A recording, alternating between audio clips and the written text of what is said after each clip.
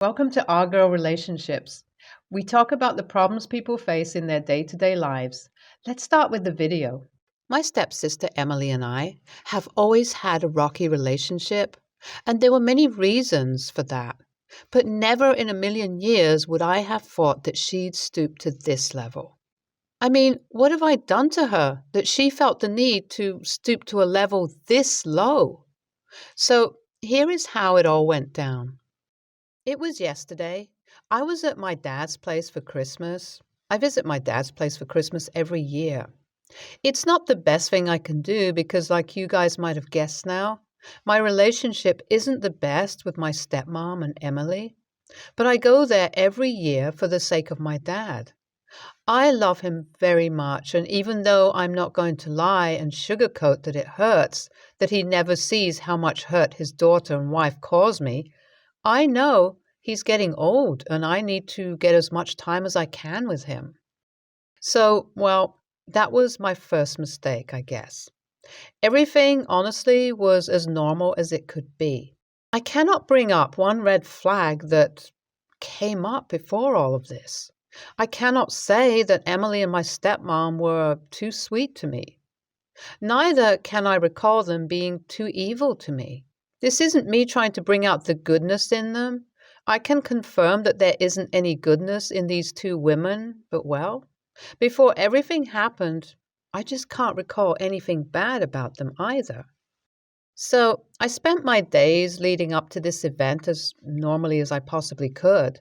I cooked with them, I ate with them, and I generally had a pretty fun time with them, all at a distance with my stepmom and stepsister, which I honestly had gotten used to by this point. Christmas went well. It was the same old. The only difference was that my boyfriend Lexi had dropped by this year. Lexi and I have been together for the past 6 years, and honestly, I thought it was about time that I introduced him to my family. And well, no special notes on that either. My stepmom, dad, and Emily seemed pretty happy for me about my relationship, and assuming that was about it, I let it go. Then yesterday happened. I extended my stay way beyond Christmas because it was getting cold, and my work isn't that far from my dad's house. So, for the warm bed and meals provided to me with open arms, can you believe that? I decided to stay back. Big mistake. Big mistake, I know. And it didn't even happen to me immediately after I made my decision. It took Emily almost a month to plan and plot for what she thought was my ultimate downfall. And well, it just happened. Yesterday was the day. It was Sunday. I spent the day before lazing around and had gone to grab drinks and food with Lexi. I had a good time but was exhausted to the maximum, so I slept the day away. When Sunday came and I woke up in my bed, which lay in front of a huge mirror, and saw my previously long, luscious hair chopped off to a freaking buzz cut, I thought I was having sleep paralysis episode. I ran to the bathroom to look at myself in the mirror, hoping that I was living some sort of terrible nightmare. I moved to one mirror after the other, each confirming that my nightmare had come true. It was at this point that I made the huge mistake to walk into the living room, hoping to get some closure and maybe some comfort from one human to another.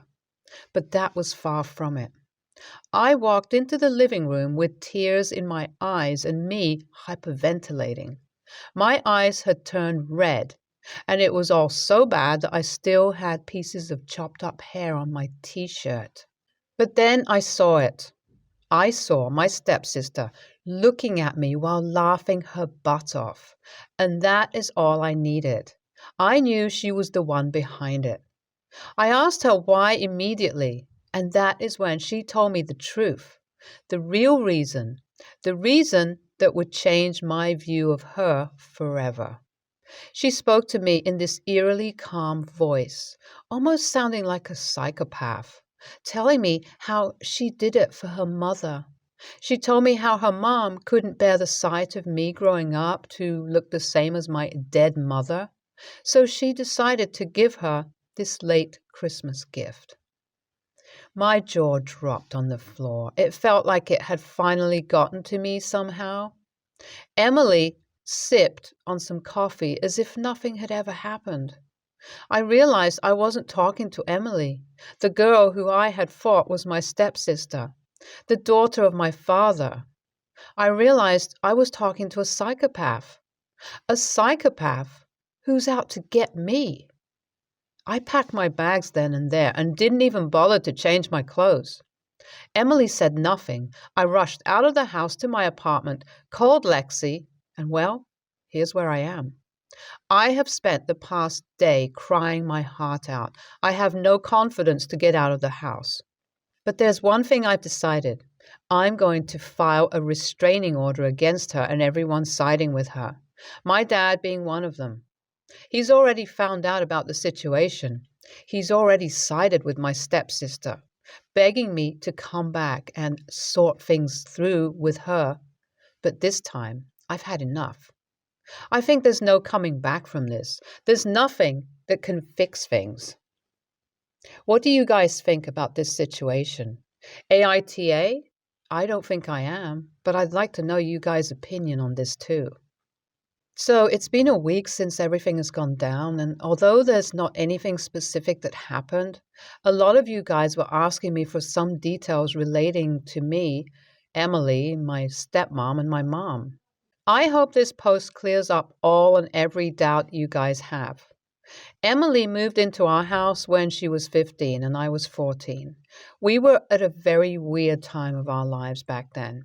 Not just in the teen hormone sense, but also because both she and I had a parent that has passed away. We had horrible coping skills and, well, that embarked us into our rocky relationship. It didn't help that my stepmom disliked me as well, for something I honestly still don't understand why. I mean, now it's pretty obvious as to why, because I remind her of my mom, but well, come on, guys. How is that something I can control? But meh, I guess that's just something some people can comprehend. My stepmom not being one of them. Well, back to the present moment. I got over my horrible coping skills, got a therapist, got a life, and here am I. Unfortunately, I cannot say the same about Emily. Emily sadly became a shell of herself. She dropped out of college within the first year, had no relationships and friendships, and now just spends time gaming and stuff. I'm not one to judge her lifestyle, but you guys know what I mean, and I hope this gives you a bit more insight into my life. As for the current situation, I have started to feel a little better. So I'm going to try to get things done bit by bit. I'll keep you guys updated about the same. Hi guys, here's a short update. I finally got out of the house, got myself a haircut, and well, it feels refreshing. I'm starting to accept this new version of myself, and my boyfriend, therapist, and friends have been the greatest of my supporters. As for the restraining order, I have approached the lawyers to talk things through. It's going to be a bit of a complicated issue, and unfortunately, due to privacy issues, I cannot reveal much of the information. But all I can say is that lawyers are positive. Not just about the restraining order, but something beyond it. It feels like it's the best thing that can happen to me. It feels like, in a way, everything that's been happening was meant to be. Now, all I'm hoping for is a good outcome. I'll keep you guys updated. It's been 6 months since I posted on this subreddit. Crazy, I know. I can't believe the way I started this post. I remember the girl I used to be. I had nothing but good things to say about the people who I thought were my family. I tried to see all the good things in them, even though there was nothing good about them. I guess I'm really like my mom after all, trying to look for all the good things in the bad people. LOL. Dark humor aside, I'm truly being honest when I say this situation has been a humbling, eye-opening experience. It's been the breaking point that I needed so that I could finally build boundaries around myself from people as horrible as my family. Enough of my emotional venting for now. Let me get to the actual update. So, first off, for the best news out of it all, I was able to finally get the restraining order against Emily, and with a lot of hard work, thanks to my lawyers, we were also able to sue her for physical and mental damages. All of these things have not ended for my dad. He's been miserable ever since he's gotten the news of me suing Emily. Let me repeat, he's miserable over me suing Emily. Let me repeat, he's miserable over me suing his stepdaughter and not over his own blood being hurt so horribly by his stepdaughter. Well, regardless, from what I have heard, he's being divorced by my stepmom over all of this very soon. He's trying to reach out to me ever since, and I've been avoiding him like the plague. I mean, regardless of the reason, why should I waste my time on a miserable person like him? I have a new life now, just like he did when he decided to pick his wife over me. I have my fiancé. Yes, he proposed. My friends and myself, and I guess after all, that's all I need. And that's what I've learned from you guys, to push my boundaries if people are unwilling to accept them, and I cannot thank you guys enough for such valuable help. Take care, everyone. NTA, WTF? The more I read your post, the more horrible I realized your dad was, and it was so crazy seeing you come to that realization too. Good for you, OP. The post felt like this bittersweet moment, watching you go through your toxic dad's Christmas to becoming a boss and kicking the same dad out of your life. Way to go. Mother-in-law is a phenomenal cook. This turkey is the first thing she made that I didn't like. But it was awful. I don't think mother-in-law even basted it, so it was dry, overcooked, and like stepfather-in-law said, tasted like sawdust. Thanksgiving is supposed to be our holiday with my husband's family. Mother-in-law does not like this and wants Christmas. As a result, she usually treats us kind of shitty on Thanksgiving to begin with, but last year was a mess. Note, I always offer to help with the cooking or bring a dish, and she always turns me down. So last year we arrived, she did her typical routine of ignoring us, and then she served all the traditional sides. This dry-ass turkey, and she sat down with some meatballs that were just for her. Everyone asked why she was eating meatballs, and she said it is her house. Her husband whined because he wanted some, but she said they were leftovers and there wasn't enough for him. She said turkey is stupid anyway. No one liked the turkey, so stepfather-in-law decided to grill some steak. He also made a turkey burger for his mom, but said that he wasn't cooking for anyone else because he isn't our slave. So at this point, mother-in-law, stepfather-in-law, and his mom have different food. And me, my kids, my husband, stepfather-in-law's stepfather, and mother-in-law's parents have this shit turkey. I felt humiliated and said I was leaving. Mother-in-law just rolled her eyes.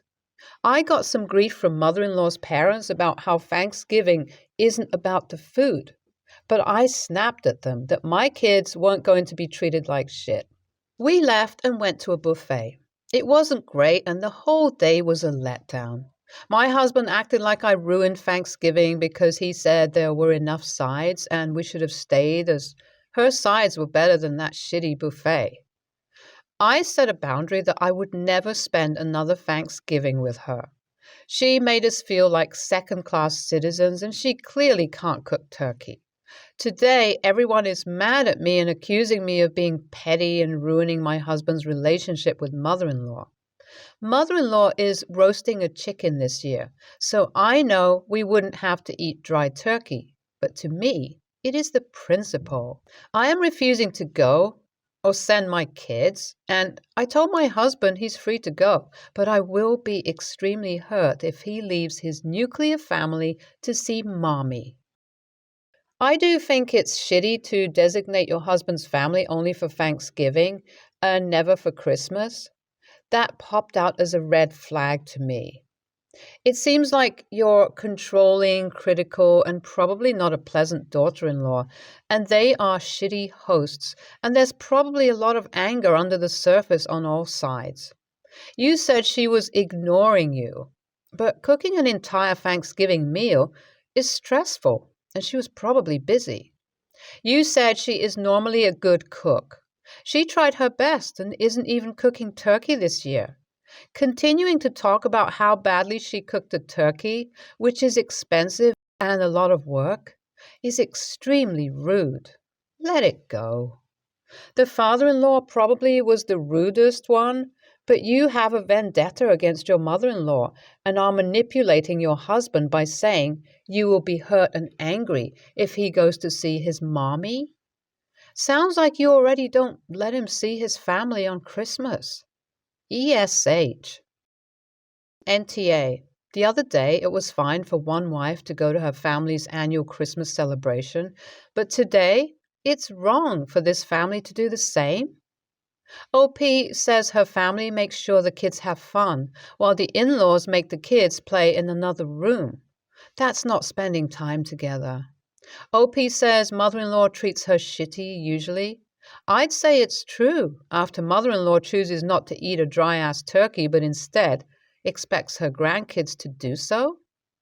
Mother-in-law was fine with her husband making another meal for himself and his mom.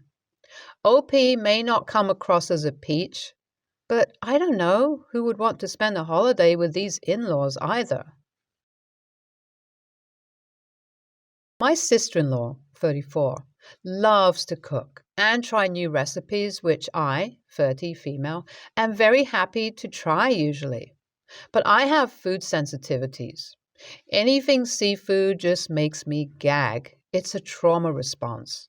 Our mom was allergic to seafood when we were kids, and she had a full-blown anaphylactic shock in front of me when I was like 4, and I haven't been able to eat anything that comes out of water since even a little bit of nori as a garnish makes a dish unpalatable to me. My brother, 35, invited the entire family for dinner last Sunday, and when I asked what the menu was, he said his wife was keeping it a surprise. It didn't bother me since his wife knows the story. When we got there, I could tell from the smell that she had been cooking fish. I was a little disappointed, but assumed that I would have a side or two I could eat, and if I was hungry when we left, I could always stop to get something.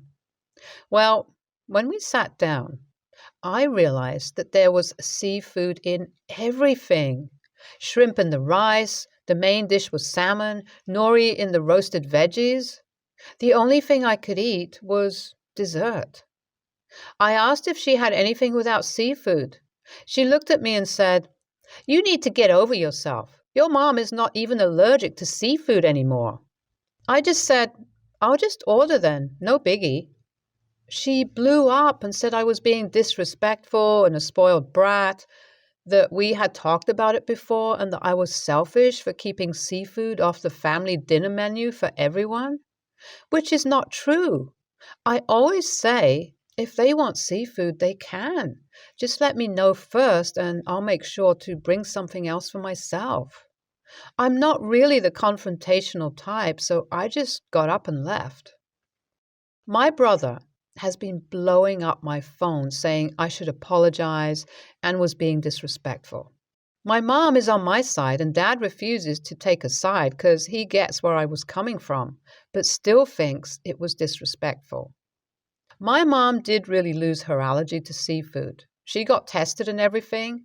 It was an allergy that she developed as a child and it just went away at the beginning of menopause. She was super happy because she had great memories of seafood as a child, and they had a big celebratory dinner at a fancy seafood place. Didn't change a thing for me. So I told my brother about this post, and he doesn't want me to go into too much details. He's too ashamed. I've never seen my big brother so small. Let's just say she is lucky she had yoga. So here is what I can say. It was a weird loyalty test for him and a way to drive a wedge between us. He'll be staying with me till he's back on his feet and contacting a lawyer. NTA, NTA at all. I'm the same way with eggs. If I can see, taste, or smell them in a dish that someone intends for me to eat, I will get physically ill. Unlike OP, though, my psychological problem with eggs is because my abusive stepmother, monster, used to force feed nasty, greasy, half-cooked scrambled eggs to me when I was a child. Then, when I got old enough that she couldn't hold me down to force feed them to me, she would forbid me to eat anything else until I caved and ate the eggs, even if she had refrigerated them and they were cold when I gave in. NTA, I don't eat seafood. I'm also the general host of most holiday family meals. I've made allowances for vegetarians, celiac, lactose intolerant, various allergies, and other food-related trauma. Mushrooms and lobster. The first was stomach pumping. The second was food poisoning. It's not that effing hard. Your sister-in-law is just an a-hole. What was her end goal? To prove you were wrong? To cure you? To one-up you? To force you to eat? What in the actual hell is wrong with her? Why would she do this? In the culture I come from, she has committed the horrific sin of being a poor hostess by not providing food for her guests. I mean, even if I invited you to the Feast of the Seven Fishes, I'd make sure you had non-seafood sides available. Well, I'd be eating them too. We would be talking about this horrible lapse for many, many years to come and never trust her to host a meal again. She is a nasty little bullying a-hole. In fact, I suggest you send your brother my reply because my inner Nona, who made full Thanksgiving for folks with many different food issues, is just that upset.